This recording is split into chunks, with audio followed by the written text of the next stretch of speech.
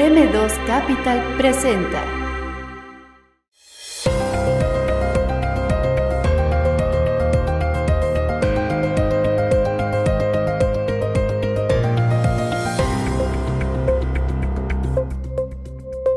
Bienvenidos a un nuevo programa de inversiones y negocios con su servidor Juan Carlos Zamora.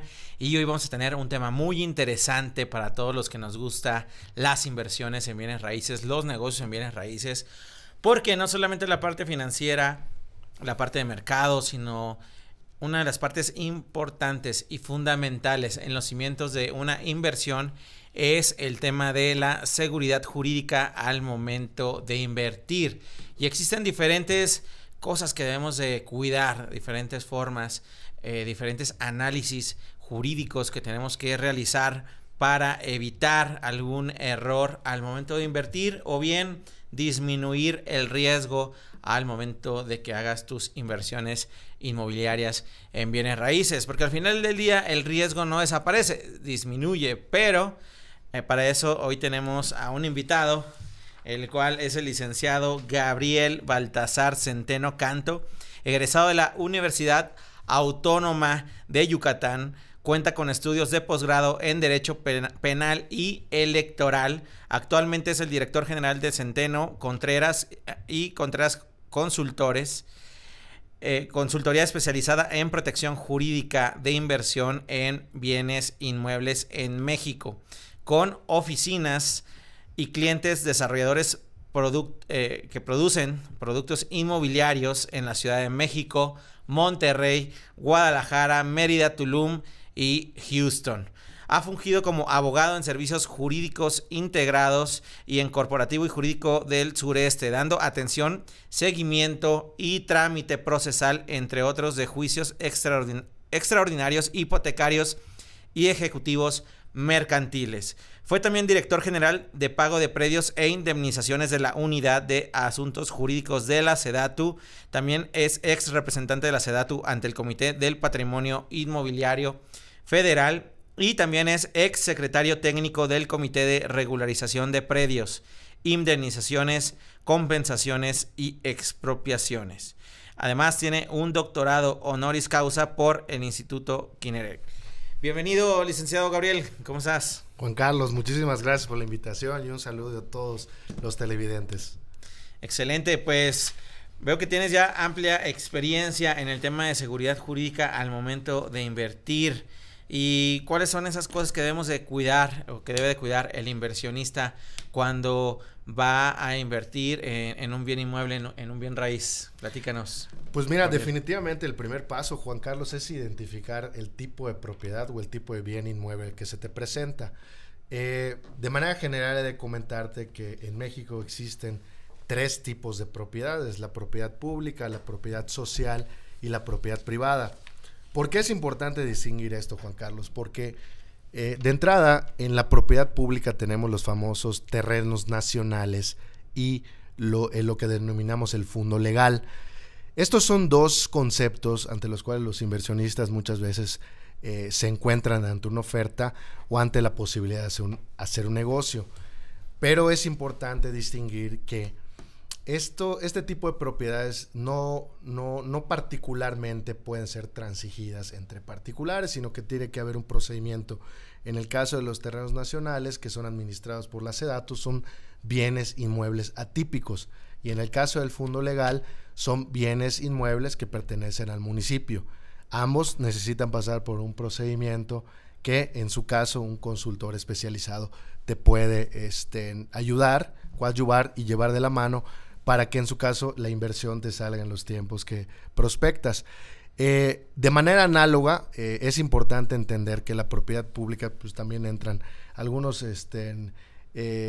conceptos que no son objeto de comercio, como vienen siendo los parques públicos, las calles, las islas, que puede sonar un poquito peculiar, pero lo cierto es que, por ejemplo, uno puede ver en la red inclusive que en ocasiones ciertos productos relacionados con islas, con cayos y arrecifes se encuentran comercializándose en la red, lo cual debe ser analizado con mucha prudencia jurídica.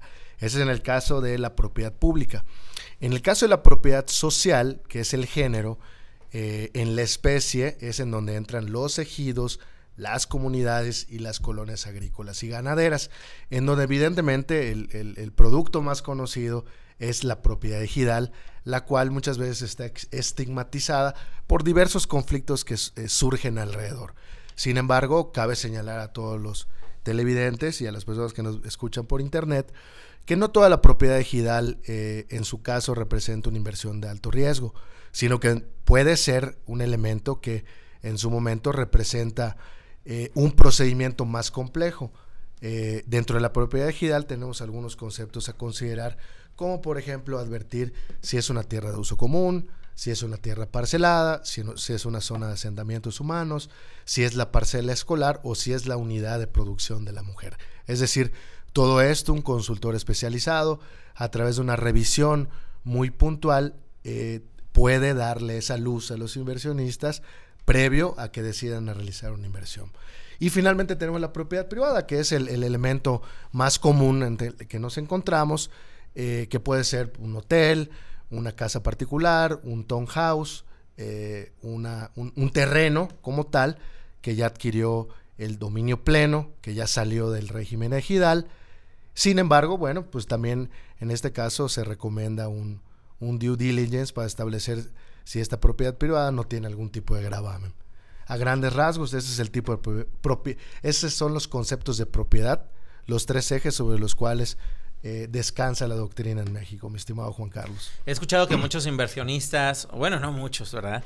La realidad es que algunos o pocos han invertido en terrenos nacionales y bueno, no sé si la palabra invertir sea correcta, porque pues creo que es algo complicado e incluso hay personas que te ofrecen o te venden terrenos nacionales prometiéndote volverlo propiedad privada. ¿Qué opinas de esto? ¿Se puede volverse propiedad privada?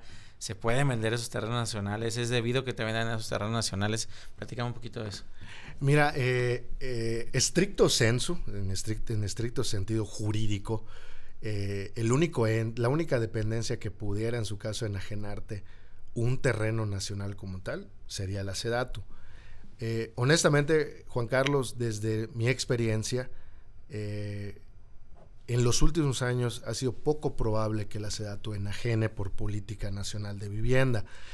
Cabe recordar que este tipo de política pública en antaño se utilizaba por el Estado mexicano para poblar ciertas partes del territorio del país.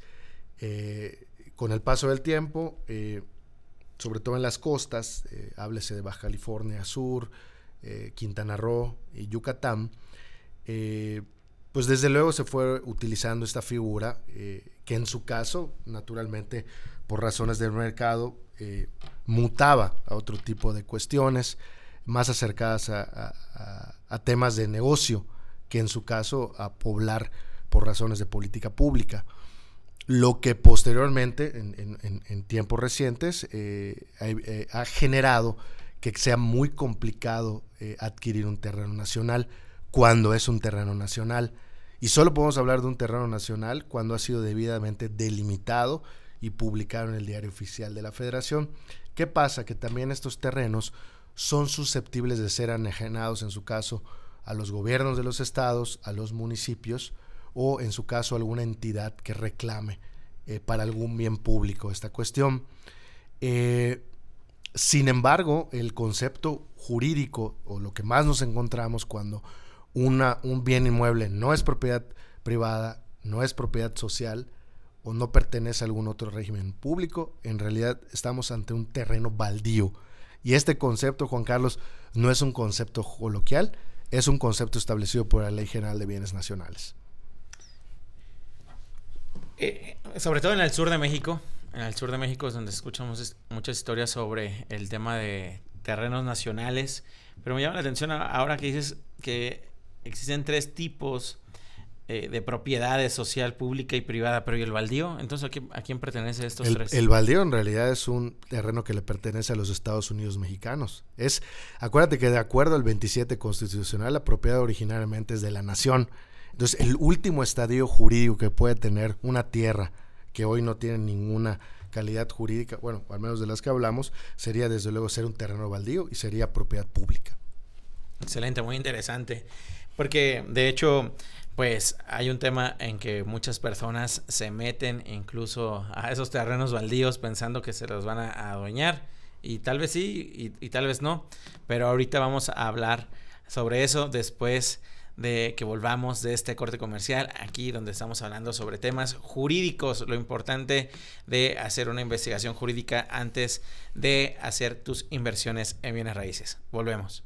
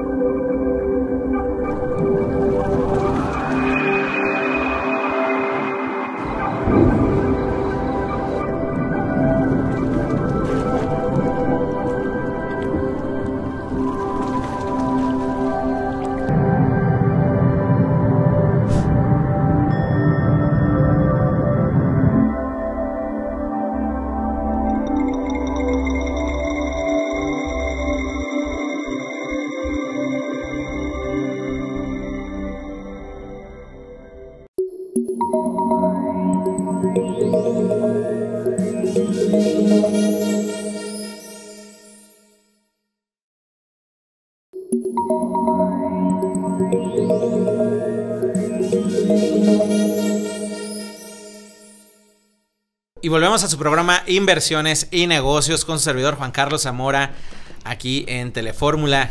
Y estamos hablando sobre temas jurídicos al momento de invertir en bienes raíces, y platicábamos sobre algo muy interesante, que son los 3 tipos de propiedades que existen, que es la social, la pública y la privada en México, y sobre todo el tema de los terrenos nacionales. Y algo de lo que a mí me ha funcionado al momento de tomar decisiones de inversión es conocer qué ha pasado en donde voy a invertir en el pasado. Y uno de los territorios donde todavía existe mucha cantidad de terrenos nacionales y sociales, pues es el sur de México. Y en el sur de México tiene una historia muy particular, que anteriormente de que existieran los Estados Unidos mexicanos, pues realmente eso era tierra de los mayas. Antes de que fuera terrenos nacionales, realmente los que habitaban ahí eran los mayas. Y es importante conocer el proceso, e interesante conocer el proceso de cómo de los mayas pasan a terrenos nacionales o públicos, y después brinca a propiedad social, y después de ahí brinca a propiedad privada, donde ahora vemos grandes proyectos, grandes desarrollos inmobiliarios de grandes cadenas hoteleras o grandes desarrolladores nacionales e internacionales. Platícanos un poco de esta historia, Gabriel. Pues bien, como bien lo comentas, definitivamente la revisión del historial registral traslativo y dominio, que en términos jurídicos se le conoce, es uno de los elementos primordiales que todo inversionista debe tomar en cuenta. Y la tierra te cuenta mucha historia, Juan Carlos. Particularmente en el sureste mexicano nos encontramos con la expropiación de latifundios a las haciendas, la creación de ejidos, el reconocimiento de comunidades. Y cuando hablamos de ejidos y comunidades, cabe resaltar que la diferencia sustantiva es que el ejido es un concepto que nace con la Revolución Mexicana. La comunidad no. La comunidad, en términos jurídicos, como la conocemos el día de hoy, es inclusive prehispánica. Y he de comentarte un asunto particular, porque en antaño, cuando me tocó ser director nacional en el gobierno federal, en SEDATU, nos tocaba analizar asuntos en los que inclusive, cuando se buscaba el reconocimiento o los comuneros comparecían ante los tribunales agrarios, inclusive ofrecían pruebas paleográficas. ¿En qué podría consistir esa prueba paleográfica? En el análisis de un cuero en donde estaban señalados los esquineros, que en aquellos ayeres los virreyes le reconocían a cierta comunidad. Con esto quiero resaltar lo que había dicho al principio, ¿no? Que la comunidad, que aunque es una figura jurídica reconocida al día de hoy, es derecho positivo vigente, en realidad es ancestral. En el caso del ejido nace con la Revolución Mexicana y es una figura muy ligada a la expropiación de propiedad privada.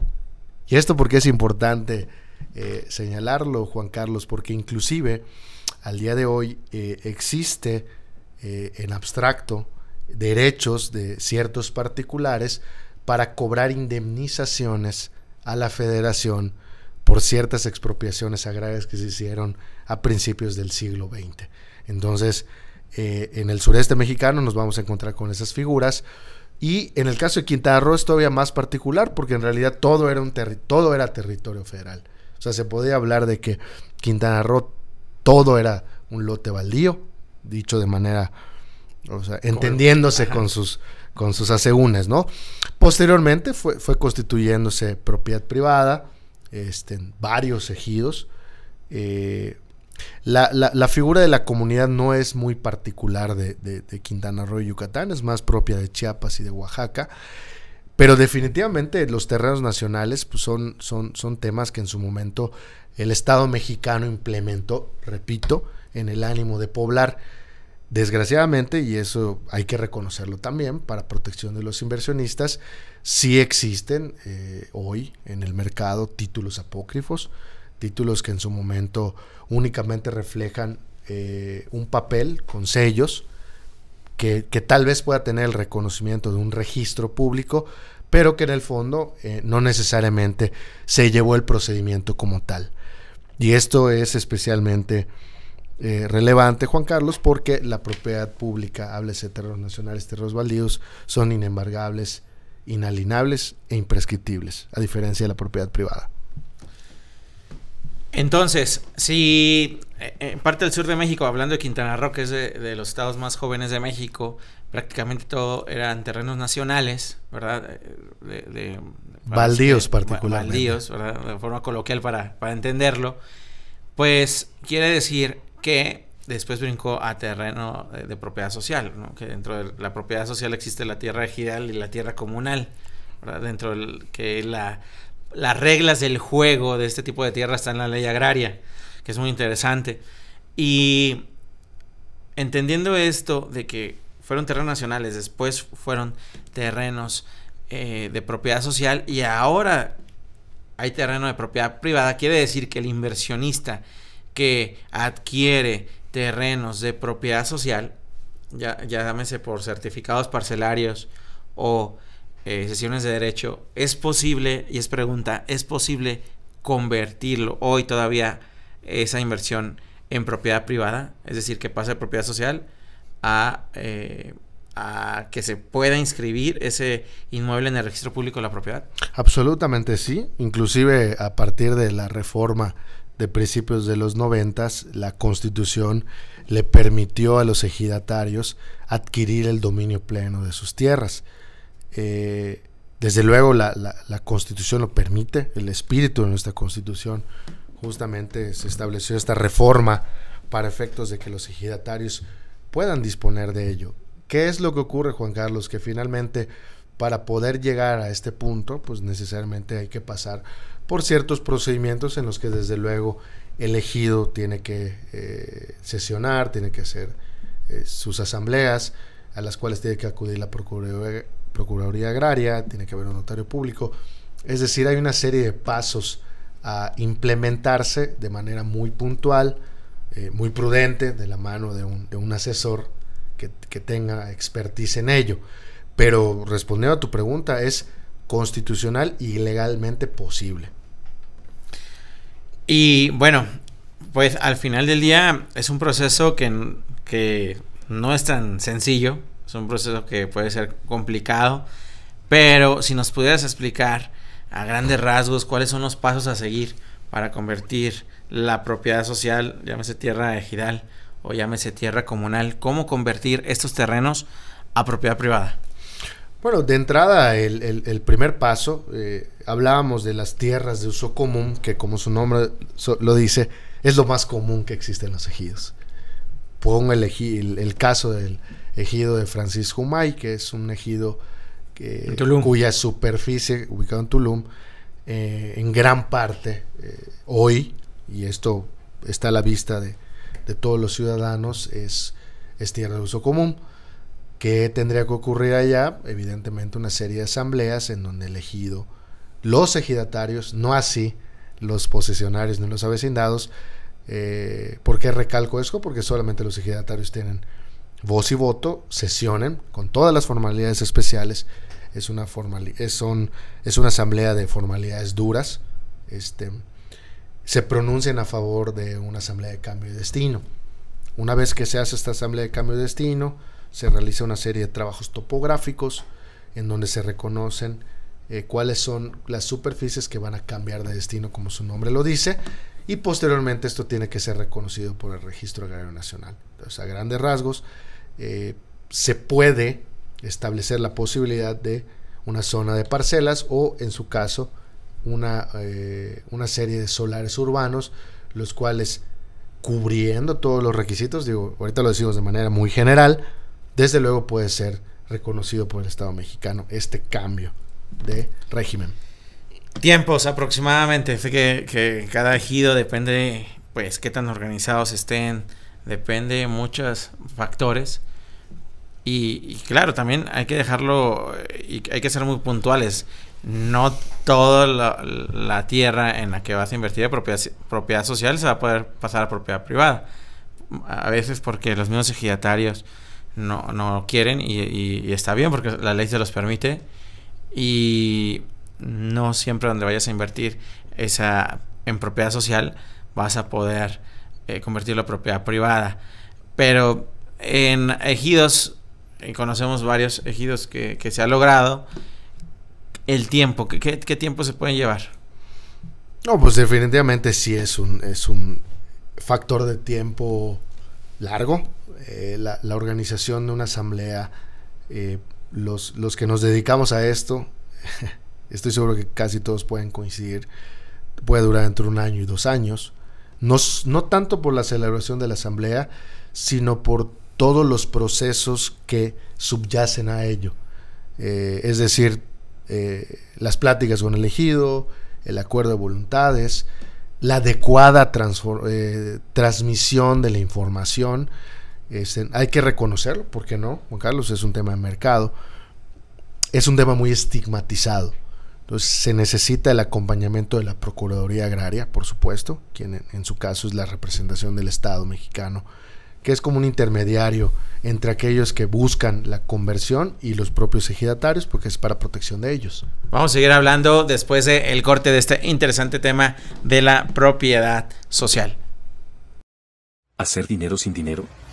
Juan Carlos Zamora asegura que sí es posible y que solo se necesita el capital del conocimiento. Conoce a Juan Carlos, un apasionado de los bienes raíces, fundador de la Universidad de Bienes Raíces y de la empresa líder en inversiones, M2 Capital. Conoce cómo ingresar al mundo de los bienes raíces, qué herramientas y habilidades son necesarias para tener éxito en este negocio y mucho más. Y no necesitas dinero para empezar como muchos lo creen. Sigue de cerca el camino de Juan Carlos para aprender todo sobre este emocionante mundo.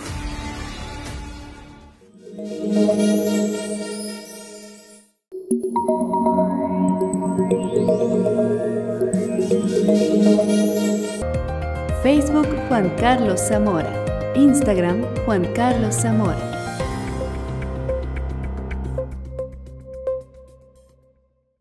Y volvemos a su programa Inversiones y Negocios aquí en Telefórmula, y estamos con el licenciado Gabriel, el cual nos está hablando. Ya pasamos por la parte de tierra o propiedad pública, estos llamados terrenos nacionales. También ya pasamos por la propiedad social, llamados ejido también, o tierras comunales, ¿verdad? Y vamos a hablar ahora un poco sobre la propiedad privada, que es normalmente donde pues está la mayoría del que invierte en tierra o en inmuebles, está en la parte de la propiedad privada. Y tú mencionabas hace unos minutos el tema de los títulos apócrifos. ¿Cómo detectar? Bueno, ¿qué son los títulos apócrifos y cómo detectar esos títulos? Pues mira, definitivamente parte del due diligence que un consultor o un profesional especializado realiza es primero la revisión ante los registros públicos.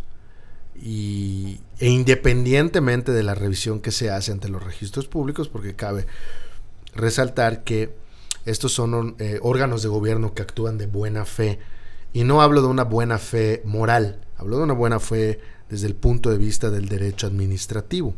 Es un principio jurídico sobre el cual actúan las autoridades. Las autoridades tienen que confiar en su caso de manera ordinaria.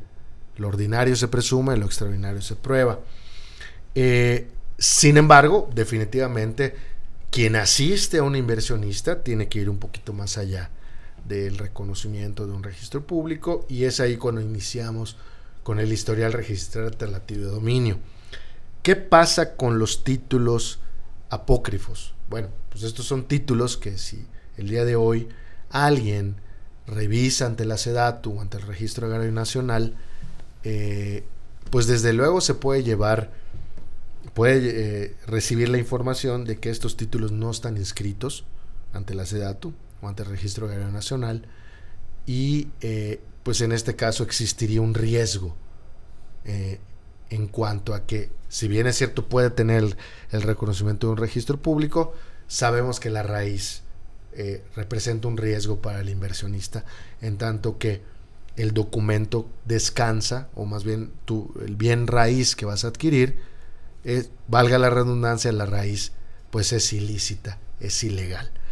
Y aquí quiero resaltar algo muy importante, porque inclusive entre especialistas, Juan Carlos, muchas veces existe la confusión de que el terreno nacional se cree es propiedad ejidal, y eso no es correcto. El terreno nacional, cuando es terreno nacional, porque su estadio anterior es ser un terreno baldío, es propiedad pública, es un bien inmueble atípico administrado por la SEDATU. En el caso de los ejidos, lo que viene siendo las parcelas, la tierra de uso común, es propiedad social, y esta es administrada por el órgano de gobierno de los ejidos, que en este caso es la asamblea, es decir, todos los ejidatarios con derecho a voz y voto. ¿Y qué papel juega el RAN, el Registro Agrario Nacional, la Procuraduría Agraria, en este mundo de los inmuebles sociales, ejidales, comunales? Pues mira, desde luego el Registro Agrario Nacional es el que reconoce los actos que en su caso los ejidos realizan. Si bien es cierto, los ejidos son los órganos máximos de gobierno y la Constitución y la ley les otorgan ciertas potestades, lo cierto es que ellos proponen, pero en gran parte, o visto desde cierta óptica, el RAN dispone. ¿En qué momento? En el momento en el que los calificadores y los registradores realizan su labor de análisis y pues pueden emitirte una resolución negativa, ¿no?, respecto a los actos realizados en una asamblea. Puede ser porque consideran que hay bosques y selvas, puede ser porque consideran que los porcentajes que le corresponden al parcelario rebasa lo que la ley permite. Son temas altamente especializados que desde luego un consultor como tu servidor pues puede llegar a determinar ex ante. Más vale prevenir que lamentar, por supuesto. Pero ese es el papel que juega el RAN como Estado mexicano. Y en el caso de la Procuraduría Agraria es un acompañamiento más cercano, es decir, ellos participan inclusive en la realización de las asambleas, acuden a las asambleas y tienen la obligación de brindar asesoría jurídica a todos los sujetos agrarios. En este caso ya no solo es a los ejidatarios, también incluye a posesionarios regulares y a los avecindados. Volviendo a la propiedad privada, ¿qué pasa cuando una persona adquiere un inmueble? Vamos a poner un ejemplo, adquiere un inmueble frente al mar, un lote de terreno frente al mar, Y pues va ante un notario público, firma ante un notario público y termina el tema en que era un título apócrifo. ¿A quién va? ¿A dónde va? ¿Contra quién se va? Contra el notario, contra el broker, contra el que firmó.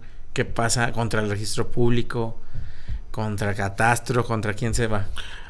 No, bueno, pues definitivamente las problemáticas son casuísticas. Es decir, hay que analizar punto por punto, pero si me permites brindarte un parámetro general, lo que inmediatamente acontece es revisar la raíz.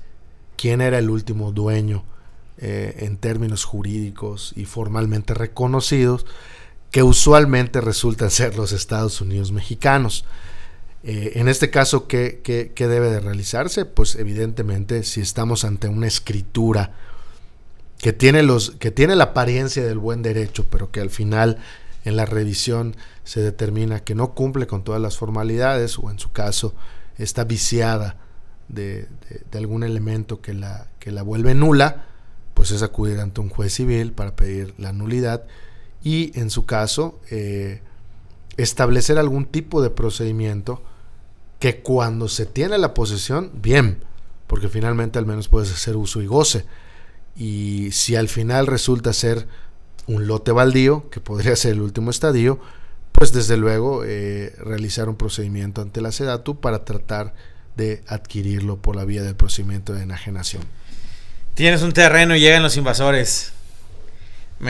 Platicando, ¿verdad? Platicando, me decías que te ha tocado ver casos en los cuales atiendes a personas desde tu despacho que llegan, los invaden y ¿cuál es ese proceso para sacar a esas personas? Y más, sobre todo cuando son grupos ya coordinados, ¿verdad? Que se dedican a hacer esto, incluso por ahí en el sur de México también se ve, o en el centro del país también, este tipo de casos. ¿Qué haces? ¿Cómo haces este proceso para sacar a la gente?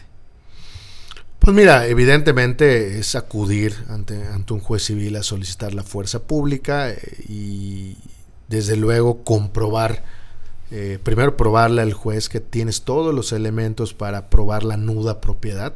Uh-huh. Si bien es cierto la posesión no la tienes, por las obvias razones de que está invadido por un tercero, y explicarle al juez de manera muy puntual, claro, lo digo en términos muy coloquiales, pero es un trabajo profesional, el que efectivamente tú eres el propietario e interpones una acción civil para que el juez ordene al Poder Ejecutivo Estatal brindarte la fuerza pública y sea la Secretaría de Seguridad Pública la que acuda a ejercer, a solicitar o a lograr que el Estado de Derecho subsista y que te puedan devolver la posesión que en derecho te corresponde. Platícanos un poco, Gabriel, sobre los servicios que das en el despacho que tienes en Centeno y Contreras Consultores. ¿Qué tipo de servicios ofrecen al mundo de la inversión inmobiliaria? Bueno, por principio de cuentas he de comentarte que siendo un poquito estrictos con la conceptualización, nos consideramos más bien una consultoría. ¿Y por qué es importante decirlo en esos términos? Consideramos desde nuestro punto de vista el despacho es un concepto un poco anacrónico. Muchas veces si únicamente abordas un proyecto desde un punto de vista jurídico únicamente y no analizas todos los esquineros, corres el riesgo en ocasiones de no embonar con lo que necesita el desarrollador, con lo que necesita el comercializador. Esta opinión la hago mía y me hago cargo. Creo que el mercado tiene velocidades distintas al derecho y eso es muy importante a la hora de asesorar a un desarrollador y a un comercializador. Entonces nosotros como consultoría analizamos tu inversión desde varios ámbitos, es decir, desde luego el jurídico, que es el más importante. ¿Y por qué es el más importante? Porque es el que te hace perder menos tiempo. Tiempo es dinero, Juan Carlos, y desde luego el que nosotros podamos hacer una revisión en 24 horas y emitirte una opinión consultiva, te puede ahorrar 1 o 2 años. Y finalmente el precio en el mercado, tú lo sabes, fluctúa por diversas condiciones, bueno, por decir el COVID, ¿no? Nos vino claro. Nos cambió la plana, la guerra Rusia-Ucrania, pues actualmente hay una guerra en curso entre Israel y Palestina. Entonces todas esas situaciones, más allá del tema político, pues desde luego impactan al mercado, y estas condiciones de mercado, pues desde luego las vemos reflejadas en el tema inmobiliario. Entonces todos estos elementos de cultura general las abordamos desde luego con una piedra de toque jurídica para que tú puedas llevar a tu inversión a buen puerto. Bueno, muy interesante. Vamos a un corte y regresamos con inversiones y negocios.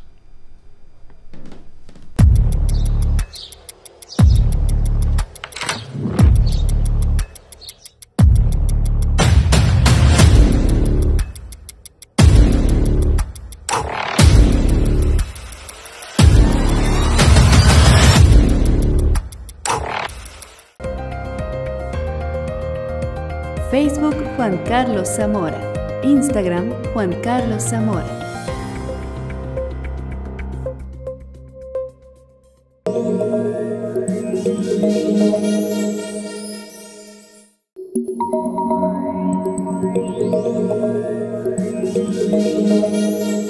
Y volvemos a inversiones y negocios con su servidor Juan Carlos Zamora en un tema súper interesante, el tema jurídico, que un inversor tiene que saber que es de las partes fundamentales para una inversión, bajar el riesgo de las inversiones.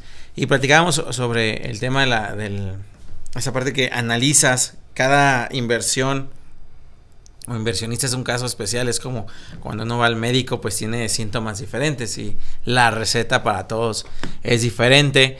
Y hablando y tocando el tema de elecciones que se vienen, ¿cómo ves el tema de las reformas? Porque no solamente se ven a nivel federal, sino también estatales, municipales. En Yucatán acaba de haber un cambio de reglamentos, ¿verdad? ¿Cómo tú, como especialista en el tema jurídico, ¿verdad? Y también uno desde el tema de la cancha del sombrero de inversionista, tiene que estar ahí pendiente de esos cambios, o qué tiene que ver o qué tiene que analizar el inversionista y desde la parte jurídica ahora que se vienen todas estas elecciones? Pues mira, tú mencionaste Yucatán, y Yucatán es un caso especial. Yucatán, y lo comento como consultor profesional desde la esquina de la iniciativa privada, hay que reconocer que el INSEJUPI tiene un sistema el cual pues tú puedes ver desde cualquier parte del mundo. Es decir, tú puedes estar en Houston y entras a una laptop y puedes revisar un tablaje, el historial registral traslativo de dominio. Bueno, puedes revisar la hoja, la foja de un libro, de una escritura en tiempo real. Eso pues de suyo atrae la inversión, ahorra tiempos, brinda seguridad jurídica si tú necesitas dar una presentación ante cualquier inversionista, repito, desde cualquier parte del mundo.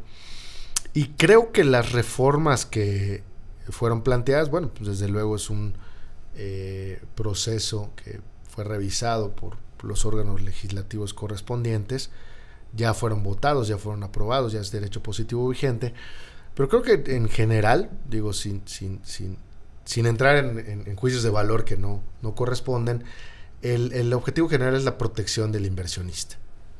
Desde luego, el mercado genera, por supuesto, condiciones que en ocasiones favorecen, en ocasiones, si no está bien regulado por la ley, puede generar algunos elementos que tal vez no favorezcan a los inversionistas y a la población. Yo creo que el espíritu de la ley es ese, es tratar de generar condiciones y esquineros legales que le brinden en gran parte la protección a todos los entes que participan en este tipo de proyectos. Repito, pueden ser inversionistas, consumidores finales, el mismo gobierno, los municipios que cobran impuestos, Pero Juan Carlos, digo, y esto lo comento a colación de lo que platicabas, yo creo que al final el mercado inmobiliario y todo lo que gira alrededor genera condiciones de desarrollo para toda la población, y creo que todos los que participamos en él, desde cualquiera de nuestros roles y esquineros, pues desde luego sabemos que le estamos haciendo un bien a la gente. He visto casos de personas que cambiaron el giro y se dedicaron a vender lotes, o se dedicaron a vender terrenos, casas o cualquier producto inmobiliario, y evidentemente han podido sacar adelante a sus familias. Hay que reconocer también que hay una contienda comercial, y en esa contienda natural del mercado, cada quien habla mejor de su producto. ¿Existen los fraudes? Sí, pero no son los más. El mercado tiene opciones más bondadosas, el mercado tiene opciones más productivas. Sin embargo, los que somos consultores, pues desde luego tenemos que establecer lo que sí es efectivamente un fraude. No todo lo es, pero pues es la materia que nos toca a nosotros como profesionales. ¿En qué es invertir y en qué no invertir, y por qué en bienes raíces? No, pues evidentemente el bien raíz es un producto que no decrece, siempre está aumentando de valor con el paso del tiempo, a diferencia, dicho de manera muy general, de los bienes muebles. Un bien raíz, como su nombre lo dice, ahí ya está. Inclusive yo he escuchado hablar a grandísimos inversionistas norteamericanos, por decir uno, Grant Cardone. Él hablaba de que pues él únicamente confiaba en los bienes raíces o en los bienes inmuebles, porque cada vez que pasaba y veía su inversión, allá estaba, aunque hubieran pasado 5 o 10 años. Y si tomamos en cuenta que el día de hoy hay gente invirtiendo inclusive en terrenos digitales, ¿no? O en NFTs, pues bueno, lo peor que te puede pasar al momento de invertir en un lote de tierra, pues que al paso del tiempo ahí lo vas a tener. Puedes hipotecarlo, puedes intercambiarlo, pero puedes hacer algo.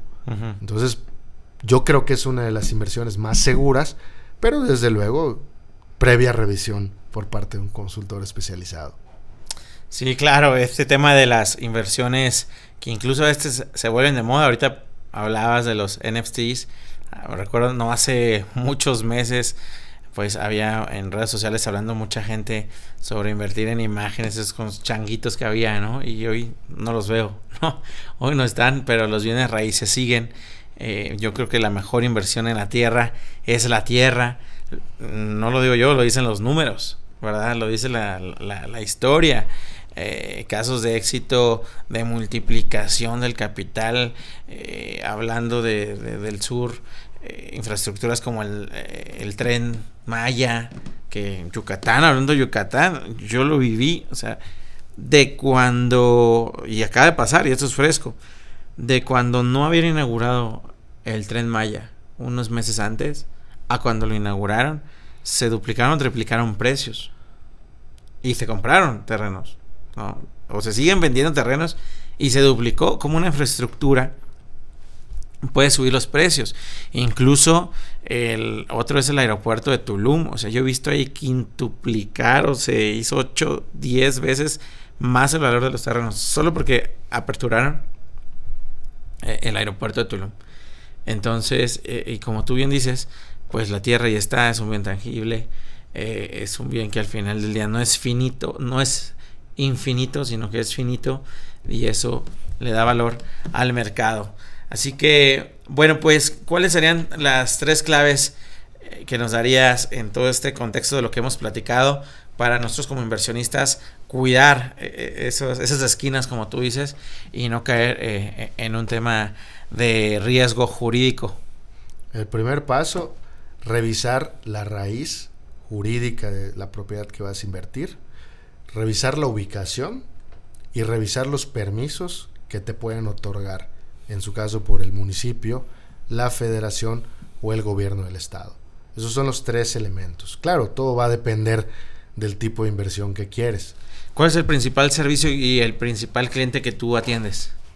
Desde luego los desarrolladores. Los desarrolladores que compran grandes cantidades de tierra, gente que en su caso también establece fondos de reserva, temas patrimoniales, comercializadores, y desde luego cada uno tiene sus propios tiempos. Hay gente que tiene proyectos de inmediato plazo, de mediano, de largo. ¿Qué es lo que más le duele al inversionista o al desarrollador que se dedica a comprar grandes cantidades de tierra, 100, 200, 300, 500 hectáreas? Que no se cumplan los tiempos establecidos en su proyecto. ¿Por qué no se cumplen los tiempos establecidos en el proyecto? Diversos factores, pero uno de ellos es una mala consultoría desde el principio, una mala consultoría jurídica desde el principio, porque creo que antes de ejecutar siempre tiene que haber planeación, gabinete, y la presencia de un abogado en todo desarrollo es primordial. Sí, y bueno, actualmente el tema en ese tipo de inversiones de amplia tierra, pues es delicado, ¿no? Y tiene que ver con todo lo que, creo que ahí es donde engloba todo lo que hablamos, porque las grandes cantidades de tierra pues vienen desde ser terrenos nacionales, después brincaban a ser propiedad social y luego, en algunos casos, no bueno, siempre. En algunos casos tiene razón, y creo que esos son los más divertidos o complicados que puedas analizar. Y bueno, acá estamos cerrando y me gusta preguntarle a gente que tiene conocimiento y que tiene una amplia trayectoria. En alguna ocasión iba en un vuelo, en un avión, y un niño le preguntó a su mamá, mamá, ¿qué te gustaría que existiera, que aún no existe? Y eso me voló la cabeza, cómo los niños son creativos e innovadores. Y esa pregunta se me quedó muy grabada y dije, se la voy a preguntar a gente que pienso que pueden contestar cosas interesantes. Así que, ¿qué te gustaría que existiera, que aún no existe en el mundo de los bienes raíces? Fíjate que estamos diseñando un algoritmo que pueda establecer con inteligencia artificial la oferta y la demanda que se genera en los grupos de WhatsApp.